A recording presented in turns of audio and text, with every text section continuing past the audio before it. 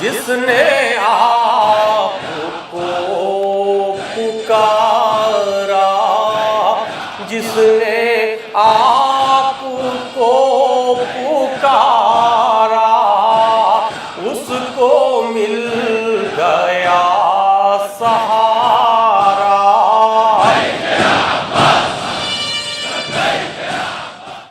السلام علیکم ورحمۃ اللہ وبرکاتہ۔ ناظرین، راہ نجات میں آپ کا میزبان سلیم امروی آپ کا خیر مقدم کرتا ہے، آپ کا استقبال کرتا ہے۔ ناظرین، جیسا کہ آپ جانتے ہیں کہ یہ پروگرام ہدایت ٹی وی کے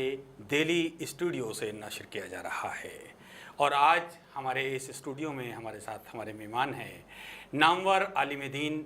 حجت الاسلام المسلمین مولانا سید افروز مجتبیٰ صاحب قبلہ۔ ہم ان کا خیر مقدم کرتے ہیں، ان کا استقبال کرتے ہیں۔ ناظرین، ہے زندگی کی راہ میں ایک حج کا راستہ، ہے زندگی کی راہ میں ایک حج کا راستہ، وہ خوش نصیب ہے کہ جو اس راہ پر چلا۔ ناظرین، ہر مسلمان کے لیے پروردگار نے یہ واجب قرار دیا ہے کہ وہ اپنی زندگی میں کم سے کم ایک بار حج بیت اللہ کو جائے، اور یہ عبادت اتنی عظیم عبادت ہے کہ ہم اگر غور کریں کہ اتحاد بین المسلمین کا سب سے حسین خوبصورت نمونہ یہ عبادت حج بیت اللہ کی ہے۔ کیونکہ آپ دیکھیں، حج بیت اللہ پر آپ جب نظر ڈالتے ہیں تو خانہ کعبہ کا طواف کرتے ہوئے تمام مسلمان اس میں نہیں دیکھتے کہ اس میں کون شیعہ ہے، کون سنی ہے، کون بریلوی ہے، کون دیوبندی ہے، کون حنفی ہے، کون شافعی ہے، بلکہ ان تمام باتوں کو بھول کر اللہ کی عبادت میں مصروف ہوتے ہیں، اور سب کو یہ یقین ہے کہ ہم تمام مسلمان پروردگار کے اس حکم کو بجا لا رہے ہیں جس نے ہمیں اپنے پیارے نبی کے ذریعے ہمیں بتایا کہ ہمیں یہ عبادت کس طرح ادا کرنی ہے۔ ناظرین، یہی نہیں، خانہ کعبہ کا طواف ہی نہیں کیا جاتا، بلکہ تمام مسلمان کھوے سے کھوا ملا کر سعی کر رہے ہوتے ہیں صفا مروہ کے درمیان۔ اس کے علاوہ آپ میدان عرفات میں قیام بھی کرتے ہیں، اس کے علاوہ آپ مزدلفہ میں کنکر بھی رہے ہوتے ہیں، اس کے علاوہ مینا جا کر شیطان کے کنکر مار رہے ہوتے ہیں۔ یہ 4-5 دن کا عمل، اس میں کسی بھی مسلمان کے دل میں یہ بات نہیں ہوتی کہ ہمارے ساتھ جو یہ مومن ہے یہ کون سے فرقے سے تعلق رکھتا ہے، یہ کون سے فرقے سے تعلق رکھتا ہے، اور اس بات کو بالکل بھلا دیا جاتا ہے۔ بس دل میں یہ ہوتا ہے کہ یہ تمام مسلمان ہیں اور ہمیں سب کو مل کر اللہ تعالیٰ کی اس عبادت کو عمل میں لانا ہے۔ تو ناظرین، جیسا میں نے پہلے کہا کہ یہ اتحاد بین المسلمین کا بہترین نمونہ ہے حج بیت اللہ۔ اسی لیے آج ہم اس موضوع پر ہمارے ساتھ، جیسے میں نے آپ سے ذکر کیا کہ حجت الاسلام المسلمین مولانا سید افروز مجتبیٰ صاحب قبلہ تشریف رکھتے ہیں۔ ہم چاہیں گے کہ قبلہ سے کہ ہمارے ان تمام ناظرین کو اس حج کے حوالے سے، حج کی عظمت اور حج کی اہمیت کے حوالے سے کچھ ہمارے ناظرین کو بتائیں۔ مولانا صاحب سے ہماری گزارش ہے۔ السلام علیکم ورحمۃ اللہ وبرکاتہ۔ بسم اللہ الرحمن الرحیم۔ سب سے پہلے تو میں شکر گزار ہوں خداوند عالم کا، اور آپ لوگوں کا بھی شکریہ ادا کرتا ہوں کہ خداوند عالم نے اور آپ لوگوں نے موقع فراہم کیا کہ میں ناظرین کی خدمت میں ایک عظیم عبادت کے سلسلے میں کچھ گفتگو کر سکوں۔ حج کی عظمت کا اندازہ صرف اسی بات سے ہو جاتا ہے کہ قرآن مجید میں کسی بھی فروع دین میں سے کسی چیز کے سلسلے میں کوئی سورہ نازل نہیں ہوا۔ نہ نماز کے لیے کوئی خاص سورہ ہے، آیات موجود ہیں، روزے کے لیے کوئی خاص سورہ نہیں ہے، لیکن عبادات میں سے حج کے لیے پورا ایک سورہ موجود ہے۔ اس سے عظیم بات ہے، حج کے بارے میں انسان اندازہ لگا سکتا ہے کہ اللہ کے نزدیک کتنی اہمیت ہے اس عبادت کی۔ اس کے بعد میں خود اس بات سے ہم حج کی اہمیت کا اندازہ لگا سکتے ہیں کہ یہ وہ عبادت ہے کہ جہاں پوری دنیا سے لوگ ایک مرکز پر جمع ہوتے ہیں۔ یعنی خداوند عالم یہ چاہتا ہے کہ پوری دنیا سے میرے جو مخلص بندے ہیں،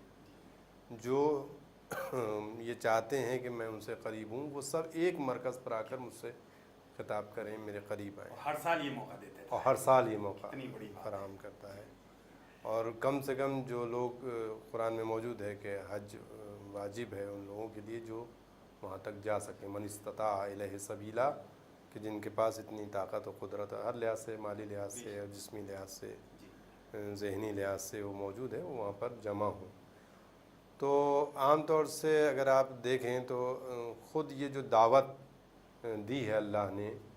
تو ان لوگوں کو دی ہے کہ جو جن کے اندر کچھ صلاحیت ہے, یعنی اس سماج کے, اس دور کے, اس تاریخ کے وہ افراد ہیں کہ جن کے اندر کچھ صلاحیت ہے. خداوند عالم ان باصلاحیت افراد سے گفتگو کرنا چاہتا ہے, اور اس کی گفتگو ظاہر سی بات ہے وہ خود گفتگو نہیں کرتا کہ وہ کوئی اس وقت ہم سے کوئی کلام کرے, لیکن اس کی جو نشانیاں ہیں, اگر ہمارے اندر ایک ضمیر ہے, ہمارے اندر ایک روح ہے, جیتی جاگتی روح ہے, تو وہ نشانیاں, وہ آثار ہم سے کلام کرتے ہیں. وہ اپنی بے زبانی حالت میں بھی ہم سے اس طریقے سے گفتگو کرتے ہیں کہ ہمیں خدا تک پہنچا دیتے ہیں. اور ایک ایک چیز وہاں پر اگر آپ غور کریں, جو لوگ حج پہ جاتے ہیں, جن کو یہ سعادت نصیب ہوتی ہے کہ واقعی وہ اپنی طرف متوجہ کرتی ہے اس حاجی کو, حج کرنے والے کو. یہ ایک خاص انداز ہے عبادت کا. اب اس میں خود جو چیزیں رکھی گئی ہیں, جو ان کے مقدمات کے سلسلے میں خداوند عالم نے لازمی اور ضروری قرار دی ہیں, ان سے اس کی عظمت اور بڑھ جاتی ہے. مثال طور پہ حج اگر انسان انجام دینا چاہتا ہے تو اس کا پیسہ حلال کا ہونا چاہیے. اب یہ خود ایک پوری دنیا ہے, اصلاح کا ایک پورا میسج ہے کہ تم اگر ادھر ادھر سے دوسروں کا مال قبض کے لا رہے ہو, یتیموں کا مال لا رہے ہو, بیواؤں کا کھا کے لا رہے ہو, تمہاری بات کو نہیں, حج پہ آنا بیکار ہے کہتے ہیں. تو یہیں سے اصلاحی سلسلہ شروع ہو جاتا ہے کہ انسان کو, ایسے انسان کو بلا رہا ہے جس کی روزی روٹی حلال کی. کتنی بڑی بات ہے, یہ پورا ایک درس دے دیا گیا ہے کہ پھر جو حج کا لفظ ہے, اس کے جو معنی ہیں اس پر اگر غور کیا جائے, حج کا مطلب ہے ارادہ اور ایک قصد. عربی میں حج جو ہے کہ حج یعنی اس نے ارادہ کیا, لیکن ایک کون سا ارادہ, ایک خاص, ایک ٹرننگ پوائنٹ ہے کہتے ہیں. ایک ایسا زمانہ ہے جہاں سے ہمیں پوری دنیا کی قدرت اور پیسہ اور طاقت اس کو کنارے رکھ کے اللہ کی طرف جو ہے وہ رجوع کرنا ہے. وہ ٹرننگ پوائنٹ, وہ ارادہ جو ہے وہ حج کہلاتا ہے. تو اس طریقے سے خداوند عالم نے اس کا نام ہی حج رکھا ہے, یعنی ایک خاص ارادہ کہ اس وقت انسان اپنے تمام یعنی مالی وسائل کو پاک کرتے ہوئے, اس کے بعد میں اپنی ذمہ داریوں کو محسوس کرتے ہوئے اور ان کا انتظام کرتے ہوئے, یعنی یہ کہا کہ جو اس کام کو کر سکے اور اس کے ساتھ کچھ ذمہ داریاں ہیں چھوڑ کر چلا جائے, ایسا نہیں ہے. وہ ذمہ داریوں کا انتظام کر لے یا ذمہ داریاں پوری کر چکا ہو. البتہ یہاں پہ تھوڑا سا میں ایک بریکٹ میں بتا دوں کہ بعض لوگ ایسے ہیں کہ جن کے پاس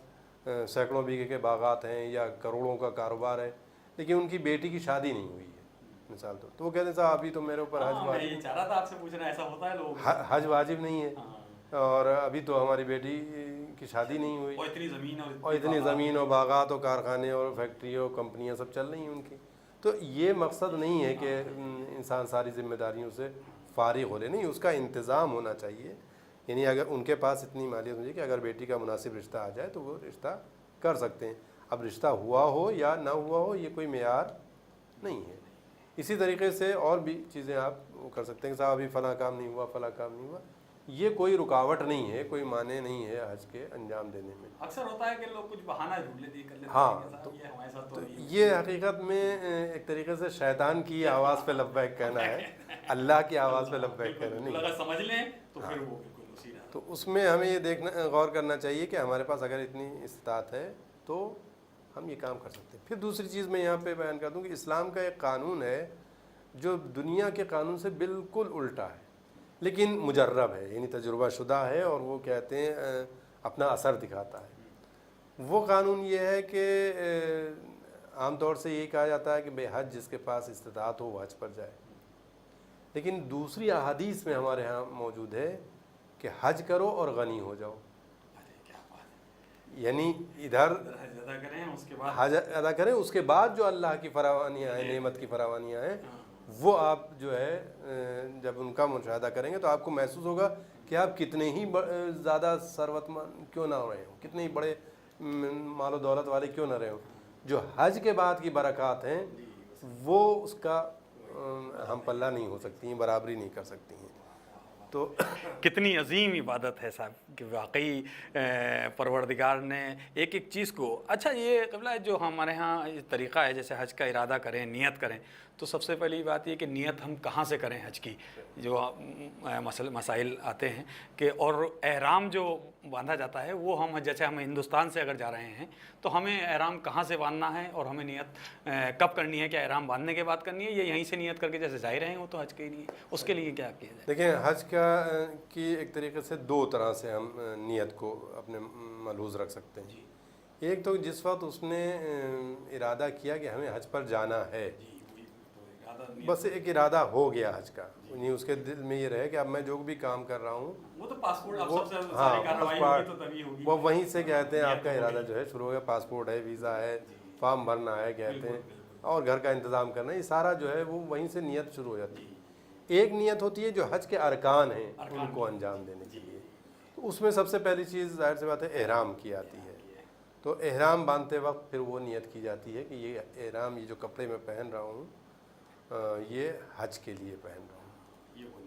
یہ پھر یہاں سے ارکان حج کی نیت شروع ہو جاتی ہے. مجموعی طور پر تو ایک نیت ہو گئی، ایک ارادہ ہو گیا کہ ہم جو ہے اب اللہ کے حکم کی اطاعت کرتے ہوئے بیت اللہ کی زیارت کے لیے جا رہے ہیں، وہاں پہ جو بھی فرائض ہیں ہم ان کو انجام دیں گے. مجموعی طور پر ہو گئی. اس کے بعد میں ہر رکن کی اور ہر عمل کی ایک نیت ہے. حتیٰ جو مستحبات ہیں جیسے غسل کرنا ہے یا کہتے ہیں اپنے آپ کو صاف ستھرا کرنا ہے، وہ سب کی بھی آدمی قربت کی نیت کرے کہ میں یہ سارا کام جو کر رہا ہوں وہ اللہ کے لیے کر رہا ہوں، للہ کر رہا ہوں، کوئی اس کے نہیں. تو احرام کی نیت وہ باندھتا ہے. اب احرام کہاں سے باندھا جائے یہ فقہی تھوڑا سا بعض مسالک میں اختلاف ہے، لیکن اس بات پر سبھی متفق ہیں کہ میقات میں بغیر احرام کے ہم یعنی میقات کے اندر داخل نہیں ہو سکتے ہیں. لہٰذا جو ہے وہ جب میقات پر پہنچے، میقات ایک حدود ہیں جو وہاں پہ معین ہیں، سبھی لوگ جانتے ہیں اس کو، جیسے مسجد شجرہ ہے اور دوسری وہ ہے ہر طرف سے آنے والوں کے لیے. عام طور سے جو مدینے سے جاتے ہیں تو وہ مسجد شجرہ ہے یا مسجد تنیم، ہمارے یہاں دیکھا گیا مسجد تنیم ہے. اگر پہلے مدینہ گئے ہیں تو ہم نے وہاں سے زیارت کر کے اب جو ہم وہاں سے ہم نے تو وہیں سے ہم نے احرام باندھا، کیونکہ میقات سے باہر ہیں وہاں سے جب انٹر ہوں گے تو وہاں پہ باقاعدہ جو لوگ حج پر جاتے ہیں انہیں معلوم ہے کہ وہاں پہ مساجد بنا دی گئی ہیں. مسجد تنیم ہے، مسجد شجرہ ہے، وہاں پر باقاعدہ غسل کے لیے بھی اہتمام کہتے ہیں موجود ہے. وہاں سے پھر یعنی پختہ طور پر حج کا سلسلہ شروع ہو جاتا ہے، جو اعمال کا سلسلہ ہے. تو وہاں پہ احرام باندھیں گے. احرام بھی جو باندھتا ہے تو اللہ نے ایک ایسا انتظام رکھا ہے، وہی جس کی طرف آپ نے اشارہ کیا کہ اتحاد و یکسانیت، کہ سب کے صرف دو لباس ہیں، یعنی مردوں میں صرف دو لباس ہیں، چاہے کوئی امیر ہو، چاہے غریب ہو، چاہے ایشیا سے گیا ہوا ہو، چاہے افریقہ سے گیا ہو، چاہے امریکہ سے آیا ہو، سب جہاں کے جس طریقے سے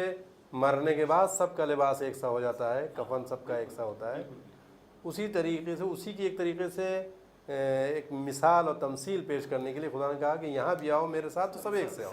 میں کسی کو دو نگاہوں سے نہیں دیکھنا، اللہ یہ دیکھنا چاہتا ہے سب کو ایک ساتھ دیکھنا چاہتا کہ مرنے کے بعد بھی آؤ گے تو وہ سب ایک سے آؤ، اور اس وقت بھی آ رہے ہو تو سب جو ہے وہ ایک سے. اتنا بڑا میسیج ہے. ہاں تو یہ لباس جو ہے وہ اس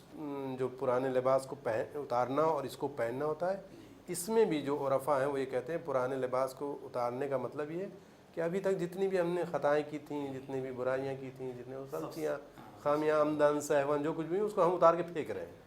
اور اب یہ جو ہے وہ کام کرنے جا رہے ہیں جو صرف اللہ کے لیے ہے، جس کو صرف اللہ چاہتا ہے، کہ اللہ کی مرضی یہ ہے.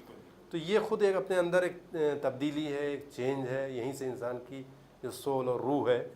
اس کی پاکیزگی کا سلسلہ شروع ہو جاتا ہے کہ اب میں نے یہ سارا قیمتی لباس جیسا بھی تھا میں نے اس کو چھوڑ دیا. اور اس کے بعد میں جب ہم نے وہاں پر تلبیہ پڑھا، یعنی احرام کے وقت تلبیہ بھی پڑھی جاتی ہے، جس سے قاعدہ اسی کے ذریعے سے نیت کو باندھا جاتا ہے، ارادے کا اپنا مضبوط کیا جاتا ہے. تو اس میں یہ ہے کہ لبیک اللہم لبیک، یعنی ایک طریقے سے اللہ نے آواز دی تھی، میں اس پر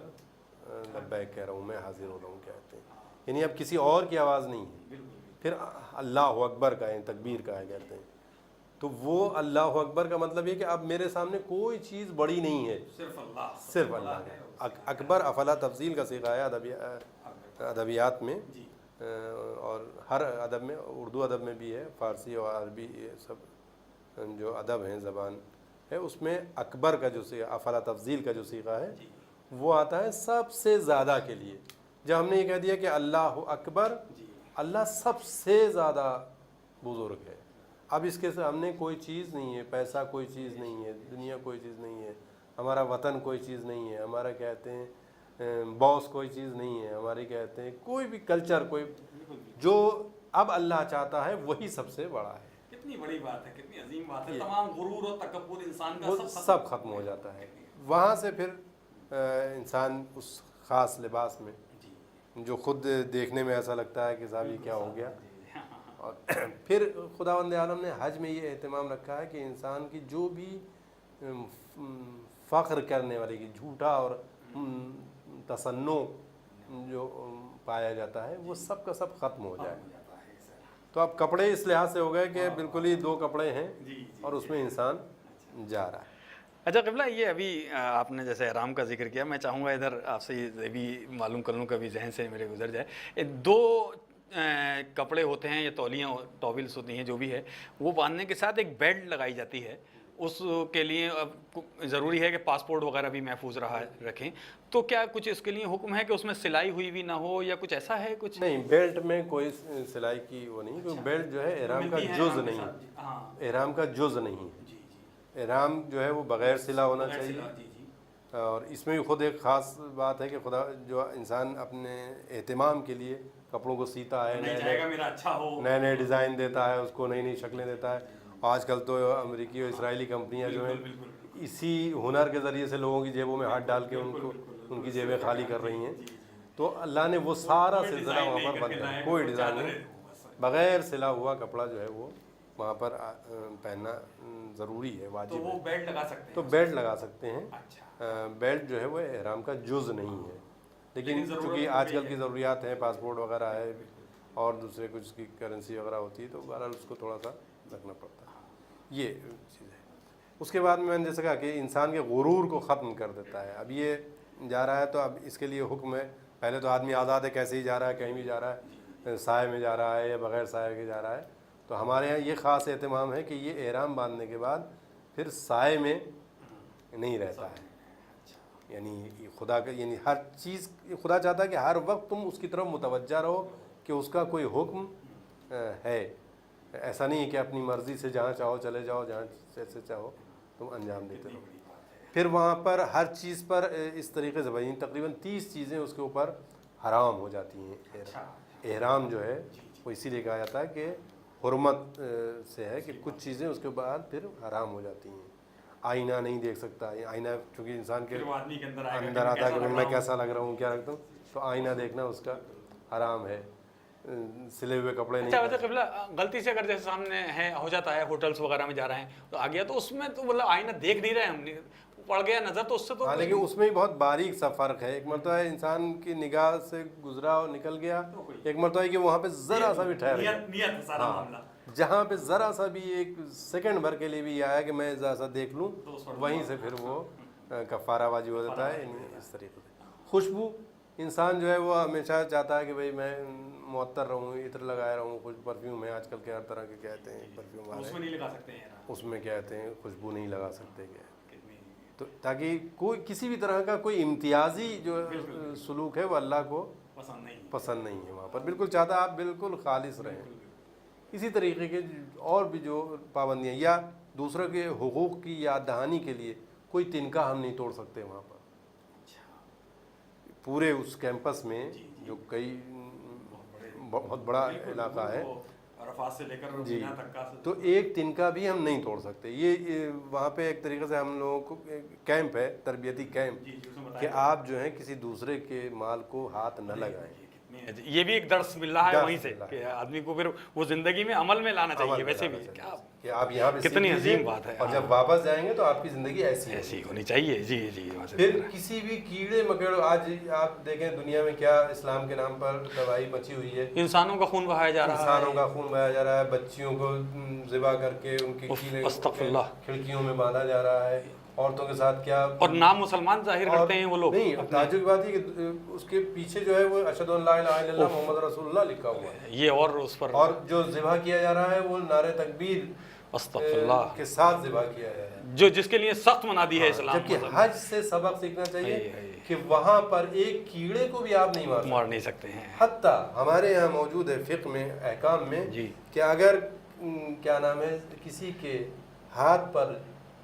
کوئی کیڑا بیٹھ گیا ہے تو ہم اسے مار نہیں سکتے، چوٹی کاٹ رہی ہے تو چوٹی کو نہیں ہاں مار اسے ہم گرا نہیں سکتے کہ اس کے کہیں وہ لگ جائے، اچھا خود ایسے ہی رکھیں وہ خود ہی اڑ جائے، یا جو ہے اگر سر میں ہے تو ہم اس کو نکال کے مار نہیں سکتے۔ کتنا بڑا درس یعنی ہے۔ کیڑے مکوڑوں کو بھی ہم کوئی اذیت نہیں پہنچا سکتے، اس دوران جو احرام ہم باندھے ہوئے ہیں اور یہ عبادت یہ واجبات نہیں، لیکن یہ ایک سبق ہے، سبق ہے، آپ بالکل بعد بالکل میں جا بالکل، کر یہ بالکل کسی کو جی اذیت نہ پہنچائیں۔ اذیت نہ پہنچائے، کتنی عظیم بات ہے۔ یہ سبق اگر نہیں لیا تو پھر حج ہے ہمارا، پھر تو وہی والی بات ہے، ظاہری عبادت ہے، اس پہ ہم نے کچھ حاصل نہیں کیا۔ ہر ارکان میں ایک سبق بہت ایک سبق موجود ہے، بالکل تو جتنی چیزیں بھی وہاں پر حرام کی ہیں، یا شکار ہے، جی شکار حرام ہے، آدمی شوق کے لیے کرتا ہے شکار، شکار عام طور سے بالکل بالکل ضرورت کے لیے کم، آج کل شکار جو ہے وہ شوق کے لیے زیادہ شوق ہو کے گیا لیے ہے، زیادہ بالکل بالکل پابندی ہے وہاں پر۔ نہیں کر سکتے اس دوران، بالکل کسی چڑیا کا انڈا نہیں پھوڑ سکتے ہم، کیا کسی کے گھونسلے کو ہم نہیں توڑ سکتے پرندے کے۔ یہ ساری چیزیں ایسی ہیں کہ جو ہمیں ایک ایسا انسان بناتی ہیں جو داعش ایسی تنظیموں کے منہ پر تماچا ہو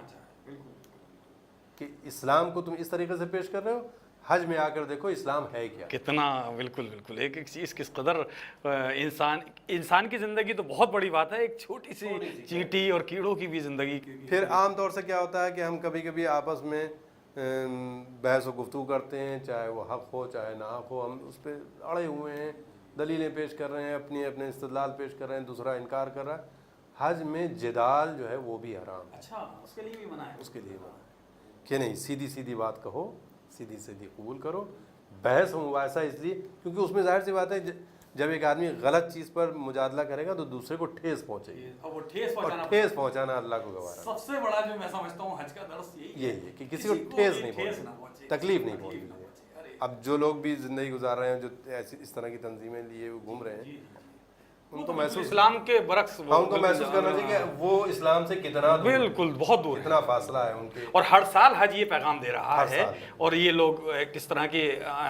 اپنی یہ جو عمل کر رہے ہیں یہ بالکل اسلام سے بالکل پرے ہے، بالکل دور ہے، اس کا کوئی تعلق اسلام سے نہیں ہے۔ تو یہ خود حج جو خداوند عالم نے رکھا ہے، شاید ہر سال اسی لیے رکھا ہو کہ اگر اس طرح کے گروپ، اس طرح کی حکومتیں، اس طرح کے کہتے ہیں دہشت گرد اگر کبھی اس میدان میں آئیں تو ہر سال حج میں ایک مثال پیش کر دی جائے کہ دیکھو بھائی اسلام یہ ہے، تم اپنے عمل کو اس سے ملا لو، مقابلہ کر لو، موازنہ کر لو، دیکھو تم صحیح ہو یا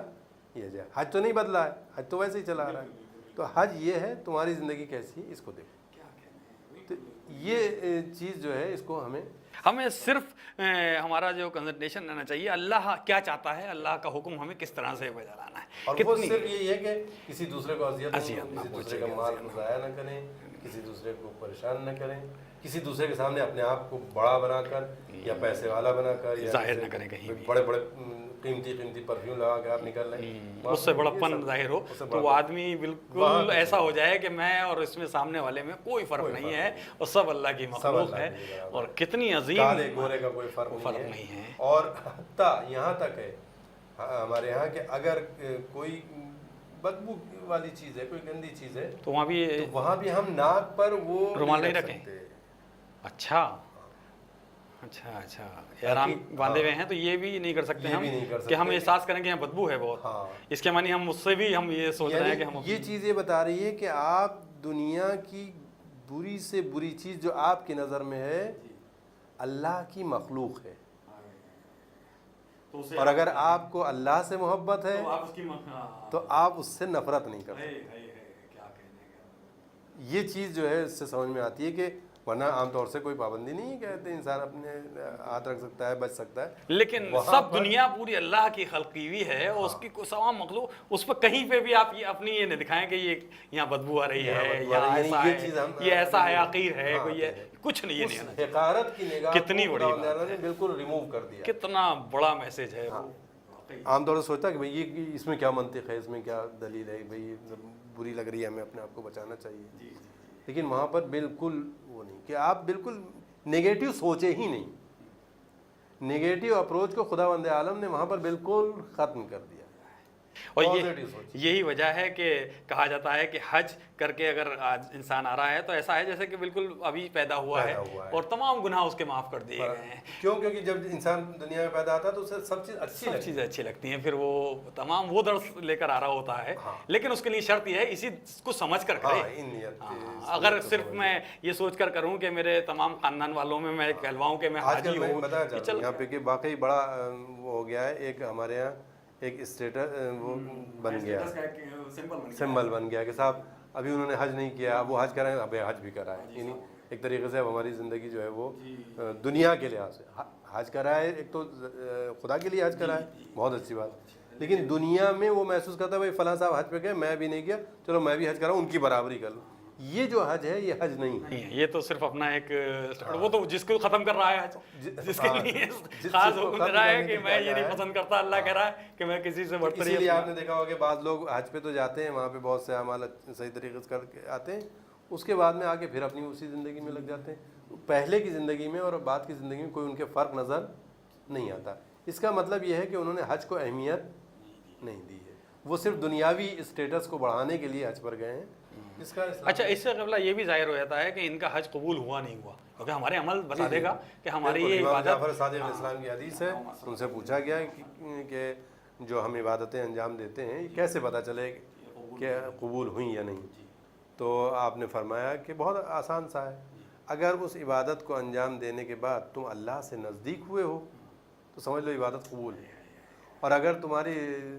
حرکات و سکنات پہلے ہی جیسی چل رہی ہیں یا اس سے بھی اور زیادہ بدتر ہو گئی تو اس کا مطلب وہ رد ہو گئی۔ تو اور دوسری طرف امام نے یہ بھی بتانا چاہا کہ حج کی قبولیت اور رد کرنے کا جو اختیار ہے وہ تمہارے ہاتھ میں ہے، کیونکہ اگر تمہاری یعنی زندگی پہلے جیسی ہی ہے تو یہ ہماری اختیار میں تو نا کہ ہم کیسی زندگی ویسے جی رہے ہیں، یا بدلی ہے تو بدلنے کا ہمیں اختیار دیا اللہ نے، تو یعنی ایک طریقے سے حج قبول ہو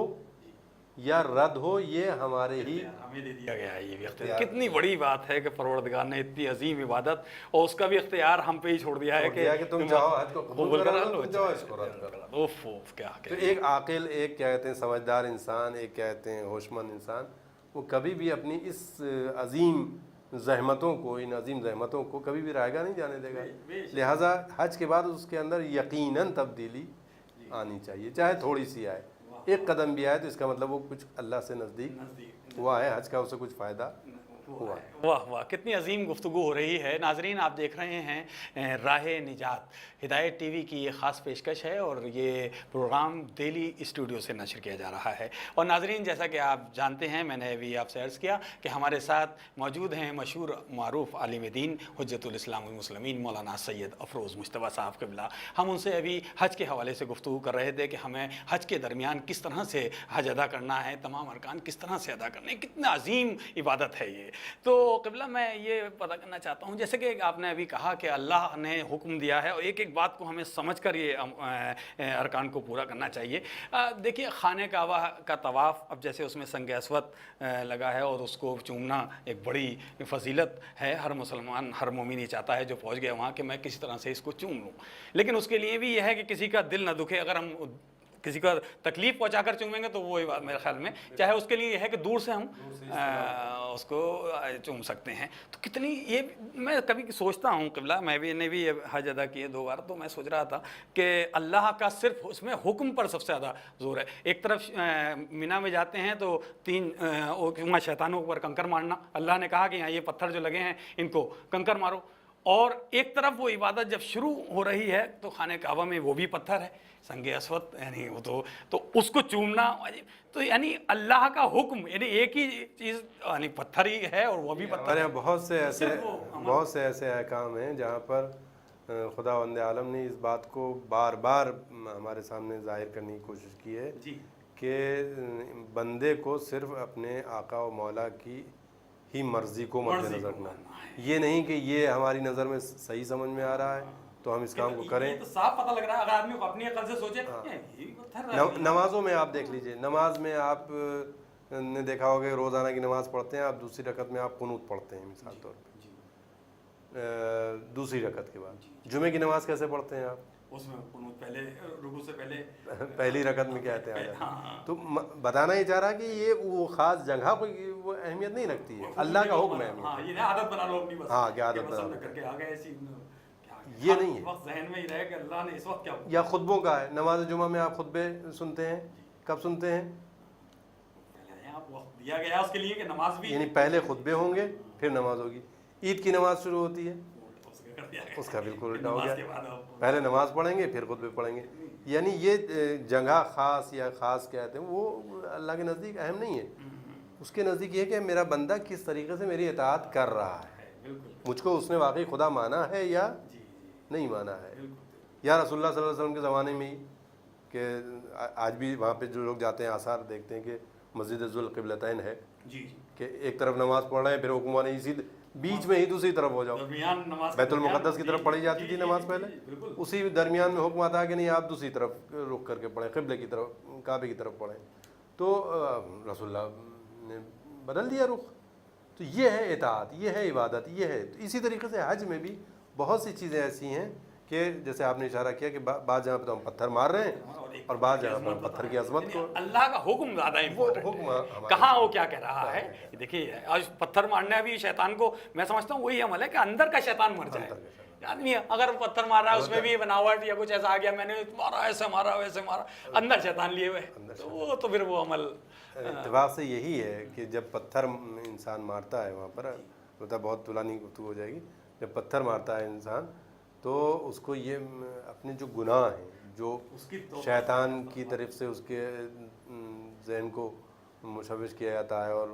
خناس جس کو کہتے ہیں وہ ایجاد کیا جاتا ہے، اس کو مارا تھا کہ فلاں برائی کو میں پتھر ماروں، فلاں برائی کو اب نہیں کروں گا، اب نہیں کروں گا، جا تو یہاں سے، اس طریقے سے۔ لیکن آپ دیکھیں دنیا کدھر جا رہی ہے کہ آپ ظاہری طور پہ شیطان موٹا ہوتا جا رہا ہے۔ پہلے اتنے جو ہم شروع میں گئے تھے چھوٹے چھوٹے ستون تھے، کئی فلور کا ہو گیا ہے، اب کئی فلور کا ہو گیا ہے، وہ شیطان کئی فلور کا ہو گیا ہے، باقاعدہ کئی میٹر کی کہتے ہیں اس کا جو اس کو پھیلا رہے ہیں، اور یہ اس سے ظاہر ہو رہا ہے کہ دنیا میں جو شیطانت بڑھ رہی تنظیمیں ہیں جی، یہ سب اسی کی ایجاد، وہیں سے ایجاد ہو رہی ہیں۔ یہ اسی غمازی کا، اگر اس کو اہمیت مطلب زیادہ نہ دیتے اور سمجھ لیتے کہ یہ بات، تو یہ سب نہیں ہوتا، بڑا سب مل کے رہتے اور بڑے محبت سے رہتے، لیکن وہ اس کو سمجھا نہیں جا رہا۔ اس درس کو پروردگار نے حج جیسی عبادت ہر سال یہ میسج مل رہا ہے ہمیں، لیکن ہم سمجھ نہیں رہے ہیں، اور جو سمجھ رہے ہیں وہ خوش نصیب ہیں اور وہی صحیح معنوں میں یہ عبادت کر رہے ہیں۔ قبلہ ایک بڑی ذہن میں ایک بات آتی ہے میرے کہ ہم جیسے میں نے ابھی ذکر کیا کہ تمام فرقوں کے لوگ ہوتے ہیں، اور یعنی اس میں کوئی آدمی، میں نے حج کے درمیان میں نے بھی فیل کیا، آپ نے اکثر دیکھا ہوگا کہ کوئی آدمی یہ کہتا محسوس نہیں کرتا کہ یہ شیعہ ہے، یہ سنی ہے، یہ بریلوی، دیوبندی، حنفی، سب کے سب اپنے اللہ کے حکم کو سب لبیک کہتے ہوئے نظر آتے ہیں اور بڑی اچھی عبادت کرتے ہوئے نظر آتے ہیں۔ عرفات کے میدان میں جب تمام توبہ کر رہے ہوتے ہیں اور حج صحیح معنوں میں، تو دھوپ ہے اور اپنے تمام میدان میں، اس وقت میں نے ایک بات پہ غور کیا قبلہ، آپ بتائیے کہ اکثر دیکھا گیا ہے کہ کچھ لوگ نماز جو 5 وقت کا حکم ہے وہ 5 وقت بالکل اسی وقت پر پڑھیں گے، یعنی ظہر کا وقت ہے تو ظہر پر، اور عصر کی نماز شام کو جو وقت عصر کا ہے اس وقت پڑھتے ہیں، اور کہیں یہ حکم ہے کہ ظہر اور عصر ایک ساتھ پڑھ سکتے ہیں۔ تو بہت سارے لوگ اعتراض کرتے ہیں، کچھ لوگ یہ کہ یہ لوگ ساتھ پڑھ لیتے ہیں، تو لیکن حج میں تو تمام فرقوں کے لوگ ہیں۔ تو میں نے وہاں غور کیا قبلہ کہ عرفات کے میدان میں جو نماز ہوتی ہے وہ تمام فرقوں کے لوگ ہیں، اور وہاں جو نماز ہوئی تو ظہر کی نماز ختم ہوتے ہی اذان اور عصر کی نماز شروع ہو گئی۔ تو وہاں تمام فرقوں کے لوگ ایک ساتھ پڑھ رہے ہوتے ہیں. اس کے معنی اللہ کے نبی نے یہ پیغام بھی وہیں سے دے دیا ہے کہ تم 5 وقت الگ الگ بھی پڑھ سکتے ہو اور ایک ساتھ بھی پڑھ سکتے ہو. یہ مجھے محسوس کیا سامنے عرض کیا کہ حج میں جو بھی چیز اعمال دکھائے گئے ہیں وہ بعد کی زندگی کے لیے بات کی زندگی کے لیے ہیں. جی جی انہیں تو سب علم جیسے کسی کا تنکا توڑنے کو منع کیا گیا تو یہ کہ بعد میں بھی آپ نہ کریں, تو وہاں پر سکھایا جاتا ہے, وہاں پہ واجب کر دیا کہ آپ کو ایک وقت ظہر عصر کی نماز ساتھ میں پڑھنی ہے اور ایک وقت مغرب و عشاء کی نماز ساتھ میں پڑھنی ہے. اچھا مغرب عشاء کی بھی ساتھ میں ہوتی ہے شام میں, میں نے مغرب عشاء کی بھی ساتھ میں ہوتی ہے اور جس میں سب تمام فرقوں اور کے سب کسی بھی کوئی اختلاف نہیں ہے, سب متفقہ طور پر دونوں نمازیں ایک ساتھ پڑھتے ہیں. تو گویا یہ دکھا دیا ہے کہ یہ جو چیز ہے جب حج میں وہ چیز جائز اور صحیح ہے تو دوسری جگہ بھی جائز اور صحیح ہو. اچھا اس میں یہ بھی ہے, ہم اسی بات کو وہ نہیں کریں, الگ بھی پڑھی جاتی ہے تو اس میں بھی ہے جائز اور صحیح, واجب نہیں کہا گیا, لیکن وہاں پہ اس کو واجب کر دیا, وہاں واجب کر دیا گیا تاکہ اسے غلط نہ سمجھا جائے. کتنی بڑی بات ہے. یہ ایک طریقے سے حقیقی اسلام کو پیش کرنے کا بھی اللہ نے حج کو ایک ذریعہ بنایا ہے اس طریقے سے. یا پھر جیسے طواف ہو رہا ہے, طواف میں کہتے ہیں سب لوگ ایک ساتھ ہیں, کالے گورے چھوٹے بڑے کہتے ہیں سب ایک ساتھ ہیں. وہاں پہ بھی یہی ہے کہ کسی کو اذیت نہ ہو, کسی کو نقصان نہ ہو, اور پھر ایک ہی مرکز کے ارد گرد گھوم رہے ہیں. سب سے اہم بات یہ ہے کہ خدا یہ بتانا چاہ رہا ہے کہ تم کہیں اور بھی رہو تو ایک ہی مرکز کو دھیان میں رکھو, ایک ہی خدا ہے تمہارا. کسی بھی فرقے کے ماننے والے ہو لیکن خدا تمہارا ایک ہی ہے, مرکزیت تمہیں ایک ہی چیز کو دینی ہے. چھوٹی چھوٹی چیزوں کی وجہ سے تم الگ مت ہو جانا, ایک ساتھ رہو. جیسے کوئی یہاں پر ہے, کوئی وہاں پر ہے, کوئی وہاں پر ہے, تو اتنا فاصلہ تو ہو سکتا ہے لیکن ہے سب ایک مرکز کی طرف اور ایک طرف ہی چلیں گے, اور ایک ہی طرف چلیں گے. کچھ ادھر کو طواف کریں, کچھ ادھر یہ ہو جاتا ہے کہ ساتھ تو کچھ ادھر. تو یہ بہت بڑا میسج ہے, ایک ہی راستہ چلنا, سب کو ایک ساتھ ہی ایک طرف چلنا ہے. پھر کسی کو اس میں تکلیف نہ ہو, کسی کو نقصان نہ ہو, کوئی ٹھیس نہ پہنچے کسی کو. کتنی بڑی بات ہے. اچھا قبلہ, یہ عبادت جیسے حج کی اگر اللہ حکم دیتا کہ چند گھنٹوں کی ہوتی, کہ 3 گھنٹے یا 4 گھنٹے 5 گھنٹے یا 1 دن کی ہوتی, اس میں سفر بھی ہے, یعنی خانہ کعبہ کے طواف سب کو ساتھ کرنا ہے مل کے, پھر صحیح صفحہ مرمہ کے درمیان صحیح کا سب وہ بھی سب کو ساتھ مل کر کرنا ہے. پھر میں دیکھ رہا ہوں اس کے بعد ہمیں عرفات کے میدان تک کا سفر, یعنی سفر میں آدمی اکثر کہتے ہیں نا لوگ کہ سفر میں پتہ چل جاتا ہے کہ یہ انسان کیسا ہے, تو وہ سفر بھی اسی میں رکھ دیا گیا ہے کہ سفر میں بھی تمہیں اللہ کو یاد رکھنا ہے اس انداز سے. پھر وہ مزدلفہ میں سب کو ساتھ مل کر کنکر بینا, یعنی کنکر ہم وہاں بھی مینا میں ہی بین سکتے تھے لیکن نہ کہ بھائی یہاں کنکر بینی ہے. تو کتنی عظیم بات ہے, کتنا یہ کہ 4-5 دن کا یہ ایک حج کی جو عبادت ہے اس میں کس قدر اللہ نے اس تمام باتوں کا خیال رکھا ہے کہ ہر سفر تربیتی کیمپ کہ اس میں یہ نہیں ہے کہ صرف 1 گھنٹے یا 2 گھنٹے کیا, بلکہ یہ جو وقفہ بڑھایا گیا ہے اور ٹائم رکھا گیا ہے, یہ تھوڑا سا یہ ہے کہ کبھی کبھی انسان جذباتی ہو کے تھوڑا سا کوئی عمل انجام دے دیتا ہے, ہو سکتا ہے کہتے ہیں, لیکن جب شب و روز کئی دن تک وہاں پر رہے گا تو اسے غور و فکر کرنے کا موقع ملے گا کہ بھائی یہ سب کے سب تو اس وقت ہی ہیں. ہم وہاں پہ جا کے کہتے ہیں شیعہ سنی ہیں, وہ کہتے ہیں شافعی اور حنفی ہیں, بریلوی اور دیوبندی ہیں, یہ غلط. یہاں تو سب لوگ ایک ہیں. یعنی اس وقت میں نے محسوس کیا کہ سب سے بڑا جواب تفرقہ بازی کے لیے خود حج ہے. کہ آج کل ایک تکفیری گروہ ہوا کہ فلاں کافر فلاں کافر فلاں کافر, اس کو آگے حج میں دیکھ لیجئے کہ کافر ہے یا نہیں, کیونکہ کافر کو اس سرحد میں داخل نہیں ہونے دیا جاتا. اس کا مطلب جو ادھر آیا ہے, جو ادھر آ رہا ہے, اور انہی لوگوں کی طرف سے آ رہا ہے جو اس وقت ذمہ داری کو نبھانے کا دعویٰ کر رہے ہیں, ان کی طرف سے بھی اس کو اجازت ہے کہ ہاں یہ وہاں جائے. اس کا مطلب کافر نہیں. کسی کو اصل میں قبلہ دیکھنے کو یہ ملتا ہے کہ ہمارا عمل, یعنی میں اگر پورے اس وقت اگر ہم جو بھی حالات ہیں اس پر نظر ڈالیں کہ ہمارا عمل ایسا تو نہیں رہا کہ ہم کسی کو اپنے طرف اٹریکٹ کریں. ہمارا جو ہمیں بہترین انسان بننا چاہیے اور سمجھے آدمی کہ یہ مسلمان ایسے ہوتے ہیں, تو ہم مسلمان تو کر نہیں پا رہے, کسی کو کافر آسانی سے کر رہے ہیں کہ جسے کافر کہہ دیا, جبکہ کتنا بڑا گناہ ہے. میں یہ اکثر کہا کرتا ہوں کہ پیغمبر اسلام دنیا میں تشریف لائے تھے تاکہ وہ اللہ سے دور ہوئے لوگوں کو, کفار کو مسلمان بنائے. آج کا مسلمان جو ہے مسلمانوں کو کافر بناتا ہے, وہ کہہ رہا وہ کافر ہے, وہ کہہ رہا وہ کافر ہے, وہ کافر ہے. تو اسی سے ہمیں محسوس کر لینا چاہیے کہ ہم جس اسلام کو سمجھ کر نہیں کر رہے عبادت مان رہے ہیں اس میں اور رسول اللہ کے اسلام میں کتنا فرق. نہیں, ہم حاصل میں رسول اللہ سے دور ہوئے ہیں. ہم اہل بیت سے دور ہوئے ہیں، قرآن سے دور ہم نے صرف یہ سوچ لیا نہیں اللہ تو اس میں کوئی شک نہیں، لیکن ہمیں کس نے بتایا کہ اللہ ایک ہے، اللہ سب سے خود یہ بڑا ہے؟ حج جو ہے جو کعبے کا طواف ہے، یہ کس نے عمل بتایا؟ یہ خود اس بات کے اوپر غور کرنے کا ہوا کہ بھئی یہ کعبہ کیا ہے، جی کس نے اس کی تعمیر کی، جی یہ جو دیوار میں شق ہے، یہ جو درار پڑی ہوئی ہے، یہ کیوں پڑی ہوئی ہے؟ یہ نہیں سوچ آج کل کے دور میں کوئی بھی عمارت بنائی جاتی ہے تو اگر کوئی خامی ہوتی تو اس کو فوراً صحیح کیا جاتا ہے، صحیح کر لیا جاتا ہے بالکل، اور پورا دوبارہ اسے تعمیر بھی کر چکے ہیں، اسے پورا ہاں، لیکن وہ درار آج کی باقی ہے اس وقت باقی ہے، تو یہ اشارہ ہے کہ بھئی غور کرو اور کہ تمام دنیا کے مسلمانوں کے لیے کہ آن کے دیکھو ہاں کہ یہ کیسا در تھا، کیسا کہتے ہیں اور اس کی تاریخ دیکھو، اس کی تاریخ دیکھو تو انہیں پتہ چلے گا۔ سمجھو تو اس طریقے سے اللہ علی تک پہنچانا چاہ رہا ہے تاکہ علی کو اگر پہچان جائیں گے تو خود بخود اللہ کی طرف دوبارہ سے پہنچان جائیں گے۔ چلیں بالکل بالکل، کتنی ہے میں سمجھتا ہوں کہ یہ جو لوگ آسانی سے کہتے ہیں کہ رسول کی عظمت کو بھی ہم بڑی آسانی سے کہتے ہیں کہ نہیں رسول اب صرف اللہ ہے، تو اگر میں سمجھتا ہوں یہ لوگ اگر اس ٹائم ہوتے جب اعلان ہوا ہے کہ قبلتین مسجد قبلتین میں حکم آیا ہے، تو میں سمجھتا ہوں کہ یہ وہیں پڑھتے رہتے نماز کہ نہیں انہیں کرنے دو، یہ حکم نہیں مانتے کیونکہ یہ تو بس وہ اپنے تو جب حکم ہی نہیں مانیں گے تو کس عبادت کو کیا سمجھیں گے، اور اس کے بعد یہی نتائج ہوں گے جو دہشت گرد تنظیموں کی طرح سے۔ پھر اس کے بعد میں اللہ کی نشانیاں ہیں، کہتے ہیں وہاں پر وہ موجود ہے قدم گاہ ہے حضرت ابراہیم، جسے مقام ابراہیم کہتے ہیں۔ تو میں وہاں پر ایک واقعہ بتا دوں، وہاں پر گیا میں جنت البقیع میں، تو وہاں پر ائمہ کی قبور ہیں، تو ظاہر سی بات ہے جو پیغمبر نے ہمارے لیے بیان کیا ہے کہ بھئی جو بھی اللہ کی راہ میں شہید ہو گئے وہ زندہ ہیں، وہ اللہ کے نزدیک رزق پاتے ہیں۔ پھر وہ جوانان جنت کے سرداروں میں سے بھی ان میں امام حسن علیہ السلام وہاں موجود ہیں، امام زین العابدین علیہ السلام موجود ہیں، امام جعفر صادق علیہ السلام موجود ہیں، امام محمد باقر علیہ السلام موجود ہیں۔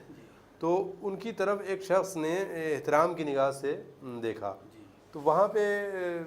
کچھ لوگ مامور تھے اس بات پر جو اس کی تنبیہ کریں، انہوں نے اس کی تنبیہ کی۔ تو میں نے ان سے کہا کہ یہ مردہ ہیں اور ایک قبر ہے مٹی کا، تم کیوں احترام کر رہے ہو؟ تو میں نے ان سے صرف یہ پوچھا کہ مقام ابراہیم کیا ہے؟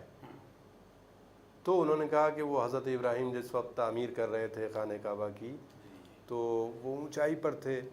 حضرت اسماعیل اینٹ اور پتھر وغیرہ اٹھا کر دے رہے تھے، تو یہ پتھر خود بخود نیچے آ جاتا تھا، حضرت اسماعیل سے وہ جیسے انہوں نے لیا پھر دیوار پہ رکھنا ہوا تو ایک طریقے سے لفٹ کا کام کر رہا تھا، تو وہ نشان جو ہے وہ باقی رہا۔ میں نے کہا قرآن میں اس کے لیے ہے کہ واتخذوا مقام ابراہیم مصلی، تم مقام ابراہیم کو جو قدم گاہ ہے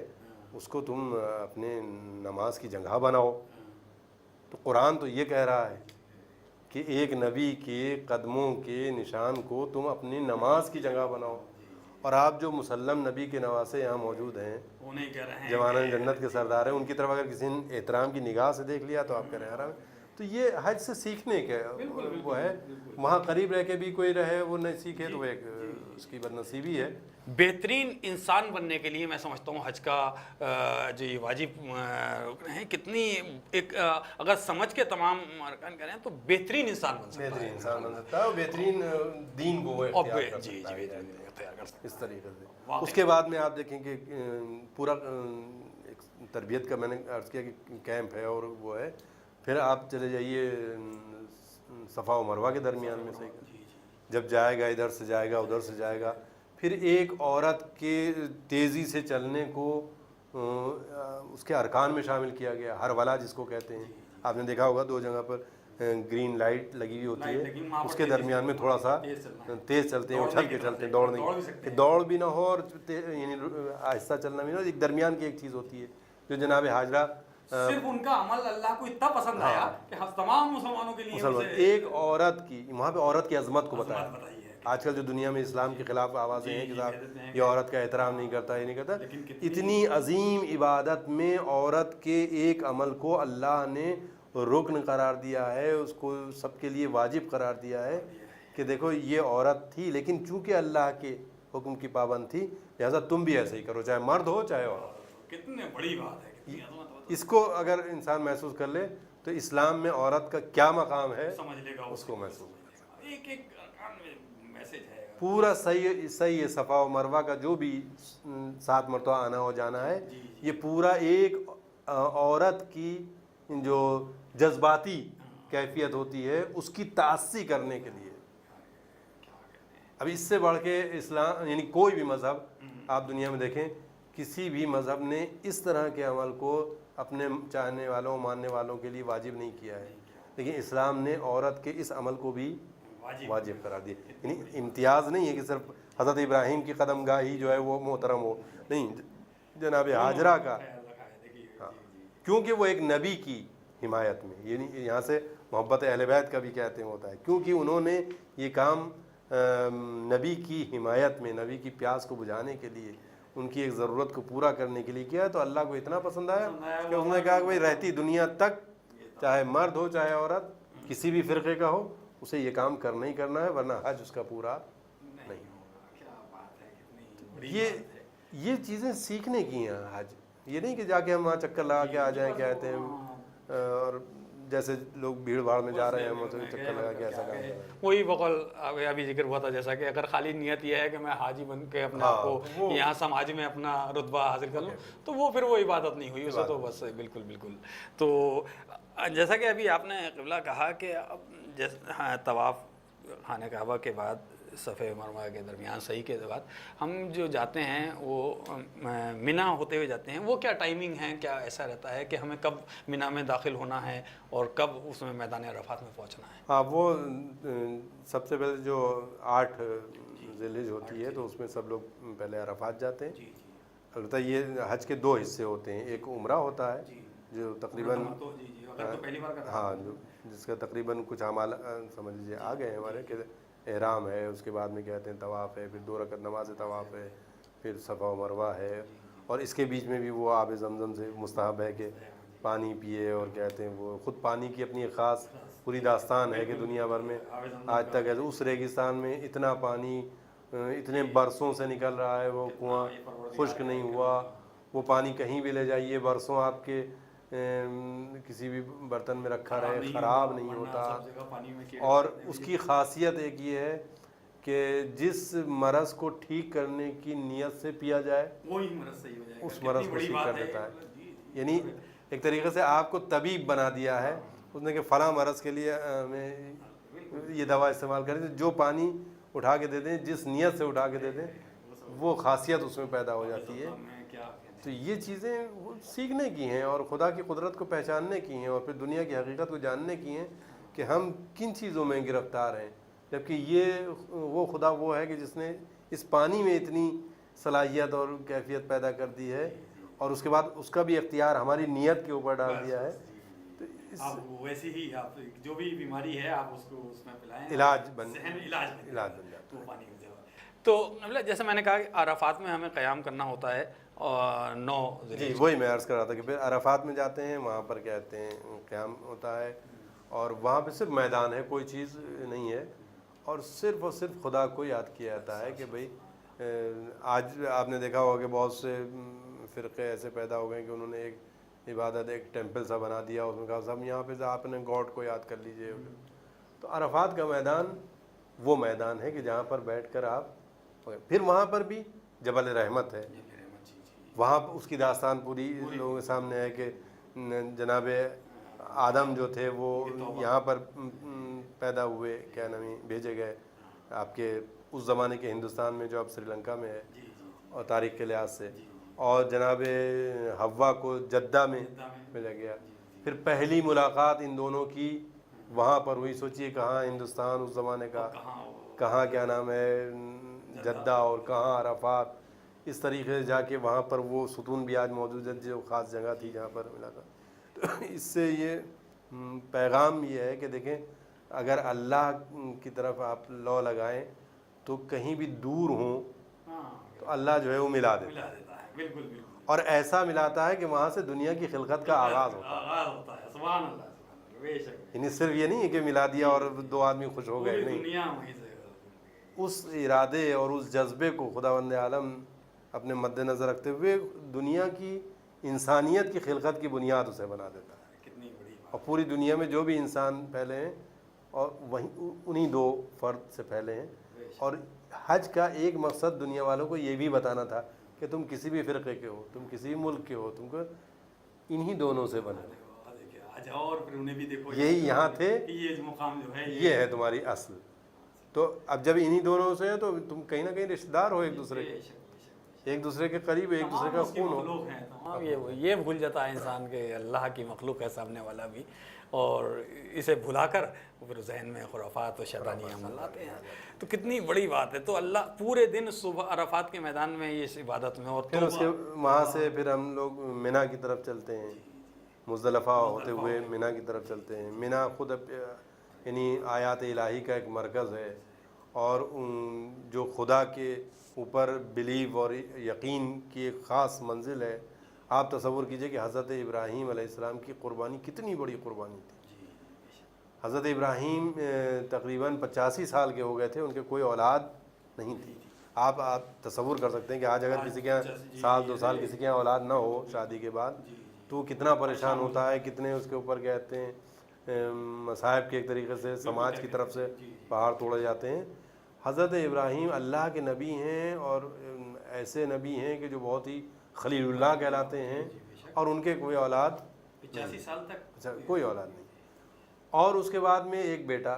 पैदा होता है। आप सोचें कितनी तमन्नाओं का मरकज़ रहा होगा, कितनी आरजुओं का वो ख़जाना रहा होगा कि जब एक औलाद आई है इतने अरसे बाद, वो बड़ा होता है। जब वो थोड़ा सा बड़ा होता है और होश संभालने लगता है, तो ख्वाब देखते हैं कि मैं इसको ज़िबा कर दूँ, और पैगंबर वो ख्वाब अपने बच्चे से बयान कर देते हैं। तो दोनों का यहाँ पर इम्तिहान हो रहा है। बच्चा भी कहता है कि नहीं, आपने जो ख्वाब देखा है आप उसको पूरा करना है, मुझे आप साबिर अफराद में से पाइएगा, जो हुक्म इलाही है उसको, जो हुक्म लाया, यानी ख्वाब पर पूरा यकीन है कहते हैं। और हज़रत इब्राहीम भी अगरचे पैगंबर है, जानते हैं किसी इंसान को कहते हैं नुकसान पहुंचाना सही नहीं है, ये नहीं है, और इस तरह की वो चीज़ें नहीं होनी चाहिए, लेकिन मुझे कुछ आर्डर हो रहा है। तो उन्होंने उस काम को करने का इरादा किया, और वो काम जितना उन्होंने देखा था उतना उन्होंने पूरा किया, और खुदावंद आलम ने दुम्बा उसके मुकाबले में रख दिया, हज़रत इस्माइल को बचा लिया, और ये कह दिया कि क़द सद्दक़्त रोया, कि आपने अपना ख्वाब सच कर दिखाया। कितनी बड़ी बात है। तो ये जो कुर्बानी का जज्बा है, ये वहाँ से देखें कैसे, वहाँ से हम हासिल कर सकते हैं कि अल्लाह की, अगर दुनिया की बुराइयों को मिटाने के लिए,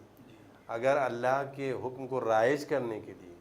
अगर इंसानियत को जिला देने के लिए अगर हमें कुर्बानी भी देनी पड़े, तो हमें उससे गुरेज नहीं करना चाहिए। और कुर्बानी का हम इरादा करेंगे, खुदावंद आलम उसकी जज़ा हमें कैसे देगा कि वो चीज़ भी हमारी सालिम रहेगी, हमारी औलादें, हमारी इंसानियत, हमारे घर भी आबाद रहेंगे, और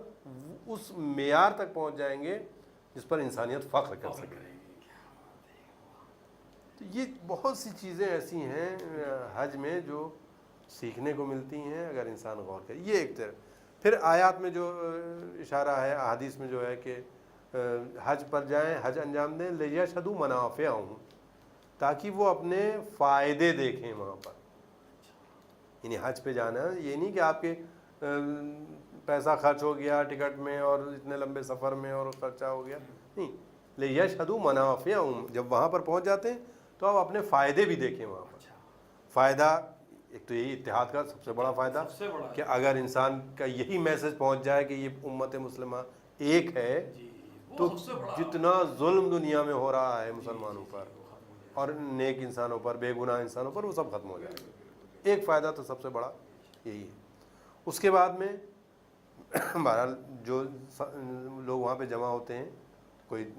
बिजनेसमैन है, कोई बड़ी कंपनी का मालिक है, कोई एडमिनिस्ट्रेटर है, कोई कहते हैं बादशाह है, कोई चीज़ किसी मुल्क में पाई जाती है, कोई चीज़ किसी मुल्क में पाई जाती है। आपस में बैठें, सेमिनार करें, कॉन्फ्रेंस करें, एक दूसरे के नज़रियात से वाकिफ़ हों, अपनी ज़रूरियात, दूसरे के वसाइल, इन सब को मद्देनज़र रख के अगर उस लिहाज से हज अंजाम पाए तो देखिए उसके फ़वाइद दुनिया में कितने हो सकते हैं। यानी उम्मत मुस्लिमा फिर किस मकाम पर होगी। दुनिया के तमाम तुज्जार, तमाम बिजनेसमैन एक जगह पर होंगे, तमाम सियासी लोग एक जगह पर होंगे, तमाम जो मग़ज़ मुतफ़क्किर हैं वो सब के सब एक जगह जमा होंगे। ये बैठ के अगर कोई राह हल निकालना चाहें تو منٹ بھر میں ہوگا. غریبی دور کرنی ہے, یہ سب کے سب مالدار لوگ ہیں, منٹ بھر میں غربت دور ہو سکتی ہے. بیماریاں دور کرنی ہے, یہاں پر متخصص ڈاکٹر, طبیب, حکیم سب موجود ہیں, ان سے مشورہ لے کر وہ کام ہو سکتے ہیں. یعنی سیاسی لحاظ سے تمام, یعنی کوئی بھی مسئلہ ایسا نہیں ہے جو اس عظیم لاکھوں کے مجمع میں حل نہ ہو سکے. لیکن عام طور سے کیا ہوتا ہے کہ بھائی لوگ گئے, ایک تو ہمارے یہاں تصور ہی یہ خاص کر ہمارے بر صغیر میں کہ جب انسان بالکل 60-70 سال کا 80 سال کا ہو جاتا ہے تب سوچتا ہے کہ بھائی حج کراؤ. تو یہ ایک غلط روش ہے جو ہمارے یہاں رائج ہے, بلکہ حج جو ہے حقیقت میں جوانوں کا ہی حق ہے. کوشش پوری ہونی چاہیے. ویسے اگر میں تو سمجھتا ہوں اگر نیت کریں تو اللہ سب راستے نکالتا ہے اور وہ بلاتا ہے پھر اپنے. بالکل. اب جیسا آپ نے کتنی بڑی بات بتائی کہ آج سے 1400 سال پہلے یہ کہا جا رہا ہے کہ تمام مسلمان جمع ہوں ایک جگہ اور یہ سب سوچیں. یہ آج کانفرنس ہوتی ہیں, آج یہ تمام ممالک اپنے جمع ہوتے ہیں, یہ میٹنگیں کرتے ہیں, یہ آج کی باتیں. یہ اللہ نے جب اللہ نے اس وقت کہتے ہیں مسلمانوں کو ایک ہدایت کر دی کہ بھائی اس طرح سے جمع ہو, تو اپنے مسئلے مسائل رکھو, ایک دوسرے سے گفتگو کرو, اس کا حل نکلے گا. جب سوچو گے, جب غور کرو گے, جب ایک دوسرے کا تعاون رہے گا اور اتحاد کے ساتھ تم آگے بڑھو گے تو تمہیں کامیابی ملیں گی. تو یہ ایک طریقے سے کانفرنس ہے کہ اس میں کچھ چیزیں اللہ نے ویسے رکھی کہ بھئی یہ کام تو کرنا ہی ہے تاکہ الگ الگ جگہ پر لوگ جمع ہو سکیں. کہ بھائی جو فرض کیجیے عمرہ کرنے کے لیے گیا, مکے میں ملاقات نہیں ہو پائی تو مدینے میں ہو جائے, مدینے میں نہیں ہو پائی تو چلو کہتے ہیں عرفات میں ہو جائے گی. ان چھوٹی جگہ میں سب لوگ جمع ہو جائیں گے, مزدلفہ میں ہو جائے گی, منی میں ہو جائے گی. پورے موقع دیے. کوئی ایسی چیز نہیں ہے کہ جہاں پر آدمی بچ کے نکل جائے. اچھا, آپ نے ابھی ذکر کیا جیسے تو حج کے ساتھ ضروری ہے نا حاجی کے لیے کہ وہ منی کے وہ مدینہ ضرور جائے. ہاں, اور یہ تمام فرق اسلامی میں یہ بات مکمل طور سے پائی, ان تصدیق شدہ بات ان کے یہاں رائج ہے کہ اگر انسان نے حج انجام دیا لیکن مدینے میں اس نے حاضری نہیں دی تو اس کا حج بھی قابل قبول نہیں ہے. یہ بات تمام یہ تمام لوگ مانتے عظمت جی رسالت کو اس طرح ابھی تو خود یہ فتاویٰ یہ حکم یہ بتا رہا ہے کہ محسن کو کبھی ہم بھول نہیں سکتے اور بھولنا نہیں چاہیے. چاہیے. اور یہ تو اللہ حکم دے رہا ہے کہ دیکھو تم اپنے محسن کو مت بھولو. یعنی جو یہ کہتے ہیں کہ صاحب قبروں کی زیارت حرام ہے, جو وہ ساری چیزیں اس بات سے یعنی خود یہ عمل جو ہے ان ساری چیزوں پر خط بطلان پھیر دیتا ہے, یعنی باطل کر دیتا ہے نظریات کو کہ بھئی یہ غلط نظریہ ہے, اس میں کہیں کوئی گنجائش نہیں ہے, حقیقت نہیں ہے. تو وہ حج جو ہے بغیر مدینے کے مکمل نہیں ہوتا. یعنی گویا جو جس شخص نے احسان کیا ہے, جس شخص کی قربانیاں ہیں, اس کو بغیر یاد کیے ہوئے ہم اللہ سے نہیں جوڑ سکتے. یہی وہ پوائنٹ ہے, ہاں یہی وہ پوائنٹ ہے کہ ہم اہل بیت کو, جس کی خود پیغمبر نے اپنے آخری حج میں, پیغمبر نے بھی جو چیز پیش کی ہے وہ آخری حج میں حجۃ الوداع کے بعد سب کو جمع کیا غدیر کے میدان میں, اور حدیث ثقلین ارشاد فرمائی کہ انی تارکم فیکم الثقلین, کتاب اللہ ہے و عطرتی, اور یعنی میں کتاب کو بھی چھوڑ کے جا رہا ہوں, اپنی عطرت کو بھی چھوڑ کے جا رہا ہوں. یہ دونوں چیزیں ایک دوسرے سے جدا نہیں ہوں. یہ جو رسول اکرم صلی اللہ علیہ وسلم حج کے بعد یعنی خانہ کعبہ مکہ سے مدینہ تک کا سفر کر رہے تھے, جو میدان غدیر وہی راستے میں میدان غدیر پڑتا ہے جہاں پر جوفا کے نزدیک ہے, تو وہاں یہ رسول اکرم صلی اللہ علیہ وسلم نے وہاں رکے. جو لوگ آگے نکل گئے تھے ان کو پیغام پہنچوایا کہ واپس آئیں. جو لوگ نہیں پہنچے تھے ان کا انتظار کیا گیا. ویسا میدان تھا, کانٹوں کا میدان تھا, ببول کے کانٹے وغیرہ تھے, ان سب کو ہٹایا گیا, محنت کی گئی, سمجھا گیا کتنی اس کی اہمیت, اور وہاں پر یہ بتایا گیا کہ بھائی یہ اہل بیت اور قرآن ایک دوسرے سے جدا نہیں. تو یہ اسی احسان کا کہ بھائی ان کا احسان ہے, سیرت ان کے سانچے میں ڈالی گئی ہے, ان کو دیکھ کر ہمیں اسلام کو سمجھنا ہے. آج بھی دنیا والے اگر سمجھنا چاہتے ہیں کہ حقیقی اسلام کہاں ہے تو وہ اہل بیت کی سیرت میں اس کو تلاش کر سکتے ہیں. سبحان اللہ, سبحان اللہ. تو ناظرین, آپ دیکھ رہے ہیں ہدایت ٹی وی کی خاص پیشکش راہ نجات میں ہمارے آج کے اس دہلی اسٹوڈیو میں ہمارے مہمان مولانا حجت الاسلام مولانا سید افروز مصطفیٰ صاحب قبلہ حج کے حوالے سے ابھی بہت عظیم گفتگو کر رہے تھے. ہم تہہ دل سے شکریہ ادا کرتے ہیں اپنے مہمان مولانا سید افروز مصطفیٰ صاحب قبلہ کا. تو ناظرین اب ہمیں اجازت دیجیے, اگلے ہفتے آپ سے پھر ملاقات ہوگی. آپ کا یہ میزبان سلیم امروی آپ سے اجازت چاہتا ہے. والسلام علیکم ورحمۃ اللہ وبرکاتہ. جس نے آپ کو پکارا, جس نے